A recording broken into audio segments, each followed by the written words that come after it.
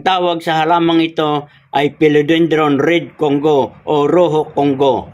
Malalaki ang dahon at makikintab. Reddish green naman ang dahon. At ito ay isang indoor plant. Ang halamang Philodendron Red Congo ay isang natural stress reliever, nakakapagpakalma ng isipan at isa rin itong air purifying plant na nagtatanggal ng toxin sa kapaligiran. Ang halamang Philodendron Red Congo, mga kabayan, ay low maintenance plant, madaling lumago at madaling alagaan. Ayaw nito ng direkta sa araw. Ang kailangan ay may liwanag pero hindi nakalantad sa sikat ng araw. At ang paglalagay ng pataba sa halamang ito ay 4 hanggang 6 na linggo kung ito ay papalaki pa lamang.